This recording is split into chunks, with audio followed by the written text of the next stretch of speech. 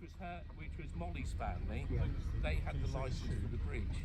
Yeah, I know more or less What where you used to do was, it if you like Watley, she drunk in the broad take until 10:30. And yeah, it's in that line there, somewhere along the line, yeah, the old big cylinder there, yeah. Well, that used to be the Wherryman's Arms. Before the hotel was called the Bridge Hotel. That's the Wherryman's Arms. Yeah. That's interesting. Yeah. I've got a photograph of it, which is said on there, Wherryman's Arms. Yeah. With a train going over as well. Yeah, lovely. And a wherry beside it. Yeah. That's a perfect picture, isn't it? Definitely was a perfect picture, yeah.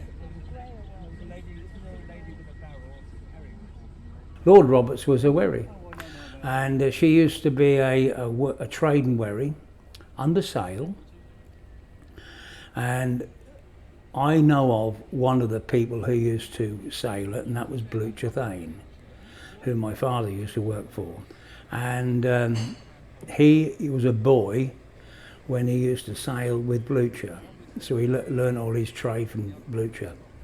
And then my father went to war, and he came back again.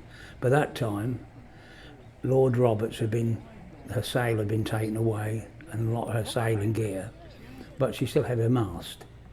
And so she was put to work, and he worked that wherry for many, many years.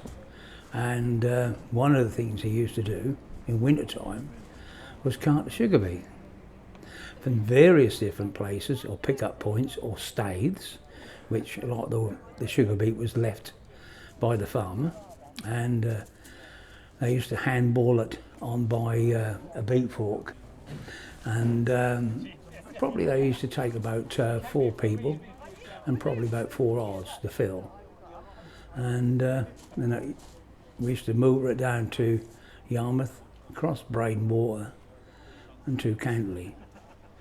And this is when I was young. I can remember the shoe, as I call the shoebox. They might have had a different name for it all than what I call it. And used to moor up there, and used to wait for the grab to come along, grab the beet, put them into the hopper, and then they call it a flume. And the flume, they used to wash the beet down into wherever it had to go in the actual factory itself. And I'd done that many a time. I mean many a time. And one day he had some important business in Yarmouth, and so he asked me would I take the wherry across Braden up to Cantley here, and he'll meet me at the other end. I was in my teens. I had been on Lord Roberts many, many times with Father, so I knew the ropes. So I knew how I could fire it up, I could move it down the river without any problem whatsoever. And he felt very capable of me, or he could trust me in doing so. And so that was I suppose my first venture, taking or handling the wherry on my own. But once you got onto Braden, you got the tide running, still ebbing, which was just nice. You kept the snout up forward and that sort of thing, so we had good steerage, and that nearly went all the way up to Cantley itself. But the other thing was that when I used to come up with him, coming up towards the shoebox, all the murals, what were left on the walls, all these paintings and names. These were done by crew members of ships what used to come up and moor up and take the molasses and bring fuel up and that sort of thing. And that was one of my memories of that. There's all these colours everywhere and names on the actual concrete face, names and all sorts. You can imagine what was on them.